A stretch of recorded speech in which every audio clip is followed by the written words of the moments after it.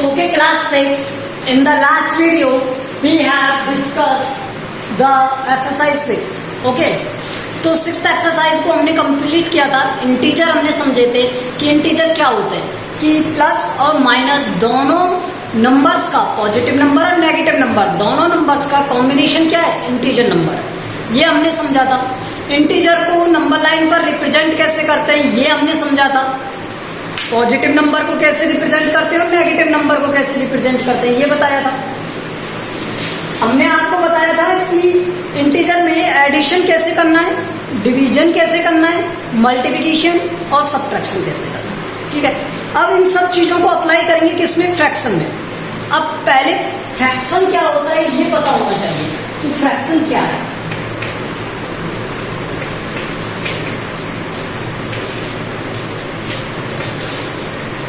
A number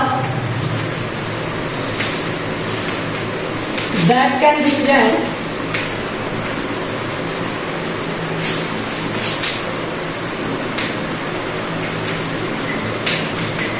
P upon Q form.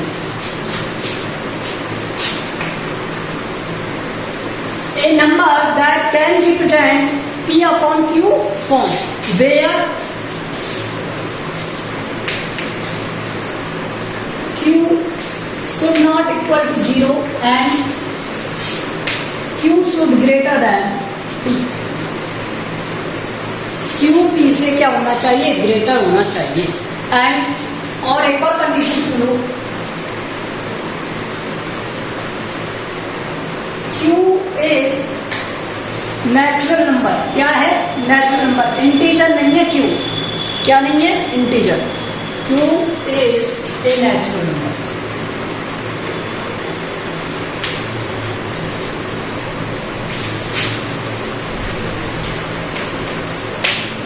ये है fraction total.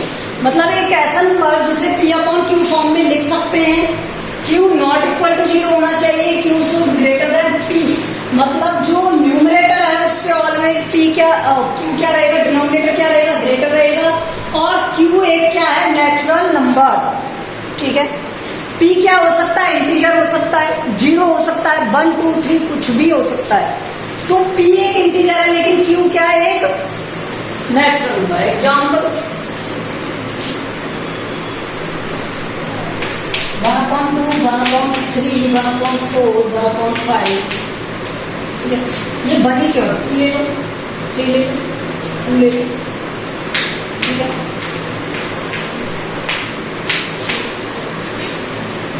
समझ में आया. ये सब क्या है, फ्रैक्शन. अब एक बात समझो, मान लो ये आपके पास में एक बॉक्स है, इसे आपको कट करना है. तो ये इसका एक फ्रैक्शन है ना, एक फ्रैक्शन ही तो है इसका, 1 पार्ट. और मान लो मैंने इसके इस तरह से इतने पार्ट कर दिए. ठीक है. ये लो और कर दिए. और ये इसका ये वाला पार्ट है. तो ये इसका कितना पार्ट है, 1 पार्ट. और टोटल कितने पार्ट ये हुए, 1 2 3 4 5 6 7 8 9. कितने पार्ट, 9 पार्ट. क्या ये कभी भी एक नेगेटिव हो सकता है? क्या किसी चीज के नेगेटिव पार्ट बनाए जा सकते हैं? नहीं बनाए जा सकते. तो फ्रैक्शन क्या कभी नेगेटिव होगा? नेगेटिव नहीं होगा, कभी भी नेगेटिव नहीं होगा. तो यहाँ पर ध्यान रखना, Q ग्रेटर रहेगा, नेचुरल नंबर रहेगा. और Q क्या नहीं होना चाहिए, 0 नहीं होना चाहिए. ठीक है. वैसे इसमें अगर मैं इस सब चीजों को हटा दूं और सिर्फ इतना ही लिख दूं कि Q is a natural number, तो ये ही सफिशिएंट है डिफाइन करने के लिए. Q क्या रहेगा, नेचुरल नंबर रहेगा. और मुझे सिर्फ ये रिप्रेजेंट करना पड़ेगा कि Q क्या है, ग्रेटर देन P. और Q P से ग्रेटर देन है. ये समझ में आया आपको कि ये क्या है भाई. फ्रैक्शन मतलब क्या होता है, एक पार्ट होता है, part of something, part of full, उसको कहते हैं फ्रैक्शन. ठीक है. ये आपने फिफ्थ में पढ़ा था ना, वो यही. अब देखो मैं आपको फ्रैक्शन में वाकई बताता हूँ. फ्रैक्शन में आता है लाइक टर्म और अनलाइक टर्म. क्या आता है, लाइक टर्म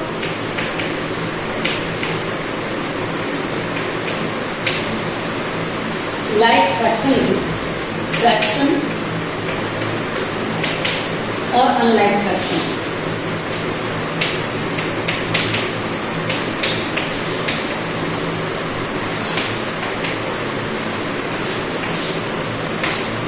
भाई लाइक फ्रैक्शन क्या होता है ये बता दो मुझे।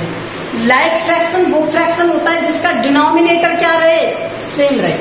सो डिनोमिनेटर शुड इक्वल,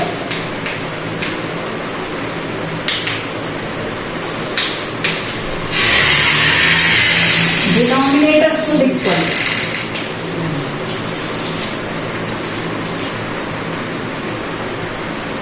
ओके। तो डिनोमिनेटर शुड इक्वल, तो डिनोमिनेटर क्या होना चाहिए, इक्वल होना चाहिए। जैसे 3/5 और 2/5 है, तो ये दोनों टर्म क्या है, लाइक टर्म है। क्या है, लाइक टर्म। जैसे मान लो आपको दे दिया जाए 11/16 और 9/16, तो ये दोनों टर्म क्या है, लाइक टर्म है। क्या है, लाइक टर्म। तो ये क्या है, लाइक टर्म क्या होती है, जिनके डिनोमिनेटर क्या होने चाहिए, इक्वल। इसमें भी 16, इसमें भी 16, इसमें 5, इसमें 5, ठीक है। और अनलाइक टर्म क्या होती है, जिनमें डिनोमिनेटर इक्वल नहीं होते, denominator are not equal.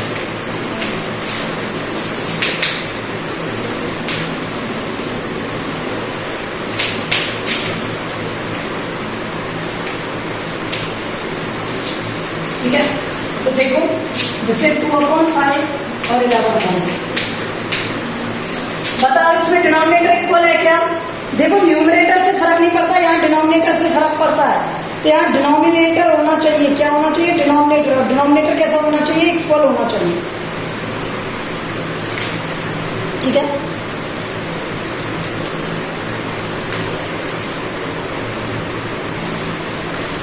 Fraction में आगे देखो,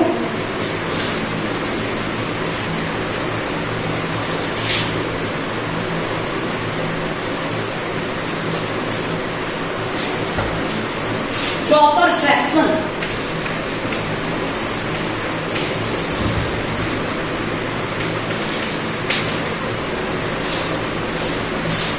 प्रॉपर फ्रैक्शन क्या होता है, जिसमें डिनोमिनेटर ग्रेटर हो किससे, न्यूमरेटर से।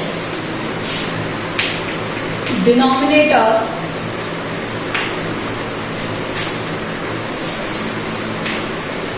Should positive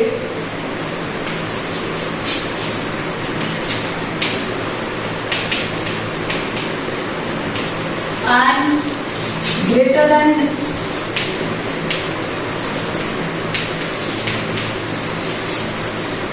numerator।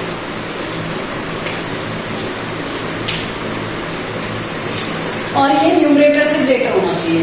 जैसे 2/3, 1/3, 5/6, कुछ भी, ये क्या है, प्रॉपर फ्रैक्शन है। क्या है, प्रॉपर फ्रैक्शन। तो न्यूमरेटर से डिनोमिनेटर क्या होना चाहिए, ग्रेटर होना चाहिए, ठीक है।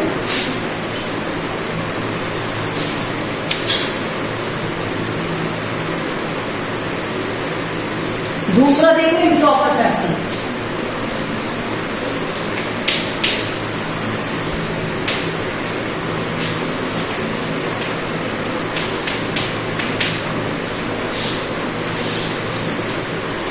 ठीक है। तो इम्प्रॉपर फ्रैक्शन क्या होता है, जिसमें डिनोमिनेटर स्मॉलर होगा किससे, न्यूमरेटर से, ठीक है। Numerator is greater than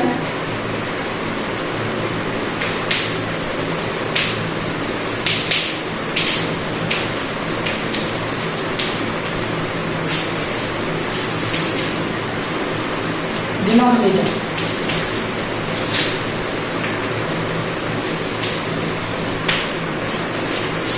numerator से ग्रेटर कौन होगा, डिनोमिनेटर होगा, sorry numerator is greater than denominator. तो न्यूमरेटर ग्रेटर होगा, जैसे 3/2, 5/3, जैसे 6/4, कुछ भी मान लो, जैसे 11/7 ऐसे।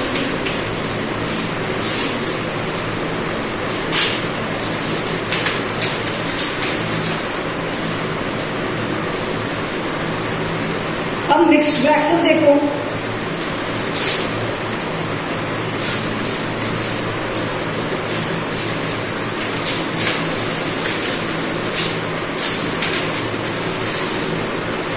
Mixed fraction,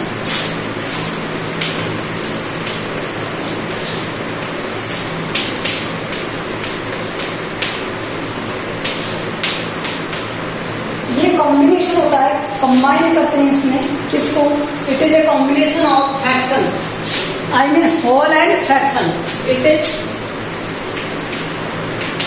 combination of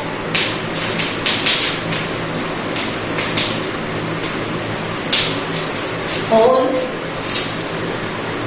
and whole का कॉम्बिनेशन होगा एंड फ्रैक्शन का, proper fraction.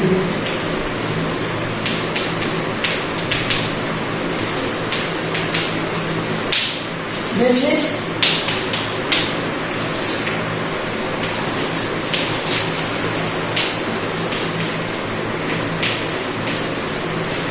Proper fraction means 2/3 और 5 क्या है, होल नंबर, तो इन दोनों का कॉम्बिनेशन हो गया।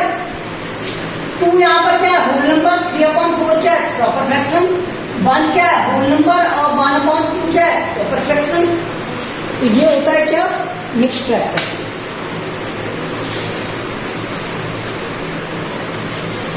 अब मैं आपको कुछ चीजें बताता हूं इसमें। पहला क्या, इक्विवेलेंट फ्रैक्शन।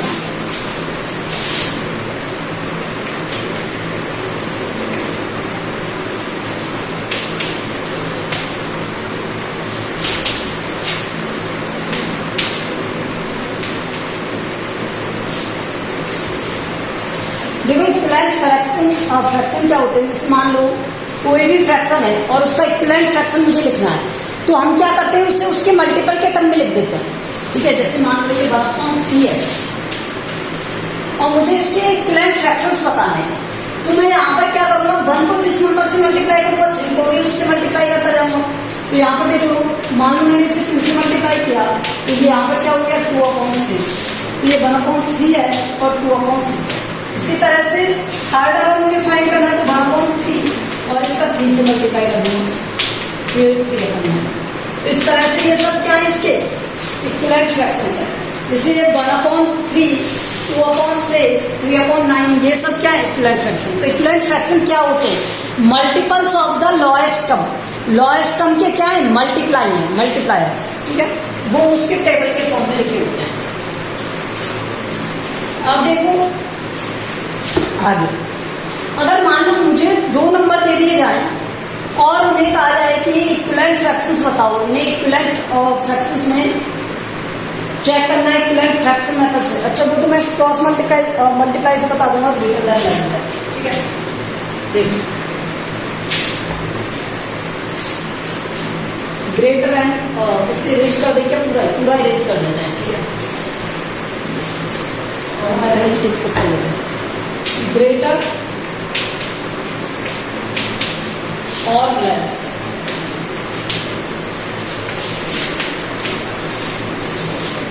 फ्रैक्शन में ग्रेटर वैल्यू और लेस वैल्यू हमें फाइंड करनी है, तो हाउ वी कैन फाइंड, कैसे फाइंड करेंगे हम ग्रेटर और लेस वैल्यू। तो ग्रेटर और लेस वैल्यू फाइंड करने का एक सिंपल सा मेथड है, और वो सिंपल सा मेथड क्या कहता है कि अगर आपको ग्रेटर और लेस फाइंड करना है तो आप क्रॉस मल्टीप्लिकेशन मेथड से कर सकते हो और इक्विवेलेंट मेथड से कर सकते हो। जैसे मान लो 3/7 दे दिया एंड 4/5 दे दिया, बताओ विच इज ग्रेटर। ठीक है, इन दोनों में से ग्रेटर कौन होगा ये हमें बताना है। तो हम क्या यूज कर सकते हैं, क्रॉस मल्टीप्लाई। तो देखो बाय क्रॉस मल्टीप्लाई,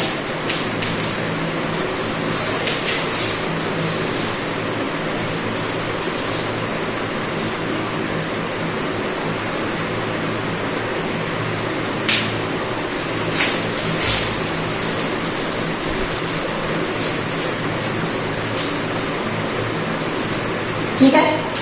तो यहां देखो 3/7 और 4/5 क्रॉस मल्टीप्लाई करेंगे तो इसका नीचे वाले का ऊपर वाले से होता है, नीचे वाले का ऊपर वाले से मल्टीप्लाई। जो न्यूमरेटर है वो एज इट इज लिखे जाते हैं अपनी साइड में। ठीक है, 3 और 4 लिख दिया, और यहाँ पर इस 3 का मल्टीप्लाई करेंगे किससे, 5 से, और इसका मल्टीप्लाई करेंगे किससे, 7 से। तो नीचे वाले का ऊपर वाले से मल्टीप्लाई, तो यहाँ ये हो गया 15 और ये हो गया 28। Which is greater, this is. तो ये किसकी तरफ है, इसकी तरफ। तो यहाँ पे 4/5 लिख देंगे और यहाँ पर क्या लिख देंगे, 3/7। Which is greater, this is. ठीक है, सेकेंड मेथड देखो, equivalent process. Equivalent method, fraction method. इसमें क्या इक्वल करना है, हमें डिनोमिनेटर इक्वल करना है। तो डिनोमिनेटर इक्वल करते हैं तो हम दोनों का क्या लेंगे, एलसीएम। तो एलसीएम ऑफ 7 and 5, 7 और 5 का एलसीएम क्या होगा, 35। क्या होगा, 35 निकालना आता है ना, तो इधर निकाल के बता देता हूं। देखो मैं 7 और 5 से डिवाइड करोगे तो यहाँ 7, यहाँ 1, यहाँ 7 से डिवाइड करोगे 1, तो 5 into 7 करने पर क्या आ जाता है, ये समझ में आ गया। तो ये एलसीएम है इसका। अब देखो एलसीएम आ गया 35, तो यहाँ लिखा है 3/7 इक्वल टू में यहाँ नीचे लिख रहा है 35, क्योंकि मुझे डिनोमिनेटर को क्या बनाना है 35। तो कितने से मल्टीप्लाई करोगे, यहाँ 5 से, यहाँ कितने से करोगे 5 से, तो ये कितना हो गया 15। इसी तरह से यहाँ पर देखो क्या लिख रहा है 4/5, यहाँ किससे 7 से, और यहाँ पर भी 7 से, तो यहाँ आ गया 28। दोनों का डिनोमिनेटर इक्वल है, तो जिसका न्यूमरेटर ग्रेटर होगा वही वैल्यू ग्रेटर होगी। अगर डिनोमिनेटर इक्वल होते हैं तो जिसका डिनोमिनेटर ग्रेटर होगा वही वैल्यू होगी। देखो यहाँ भी तो वही आंसर आ रहे हैं, 1528 आ रहे हैं ना। तो बताओ which is value is greater, this value is greater. तो 4/5 इज ग्रेटर होगा किससे, 3/7 से। तो ये दोनों मेथड आपको पता होना चाहिए कि इन दोनों मेथड से सॉल्व कैसे करते हैं, कैसे हम ग्रेटर देन और लेस देन के साइन पुट करते हैं। ये समझ में आया आपको, ठीक है। चलो मैं आपको एक और क्वेश्चन बताता हूँ, ठीक है।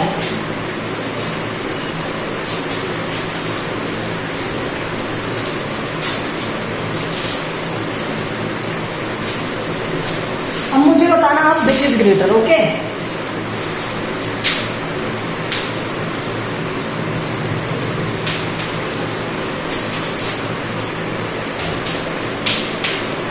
ये 3 नंबर दे दिए, अब बताओ मुझे विच इज ग्रेटर। इसमें बताना है कि इनमें से एक ग्रेटर वैल्यू क्या होगी, मतलब ग्रेटेस्ट वैल्यू क्या है ये बताना है, ठीक है। बताओ,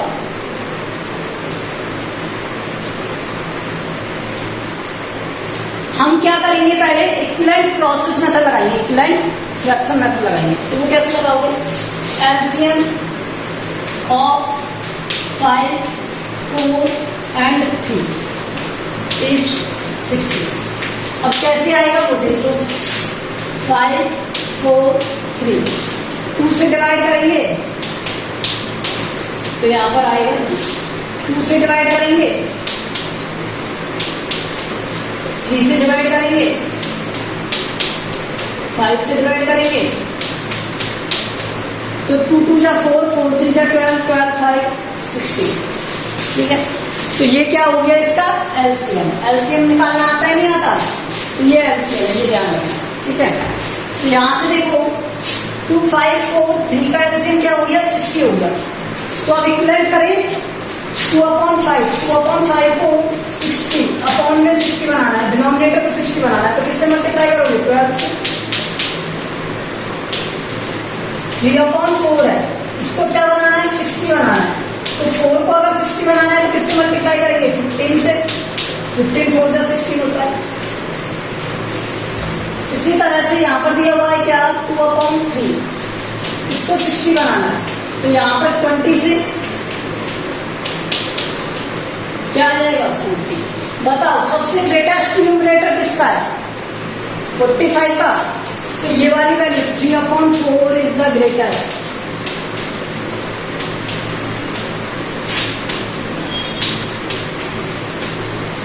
ठीक है, तो ये क्या ऑर्डर हो गया 3/4, उसके बाद में होगा 2/3 और उसके बाद में होगा 2/5।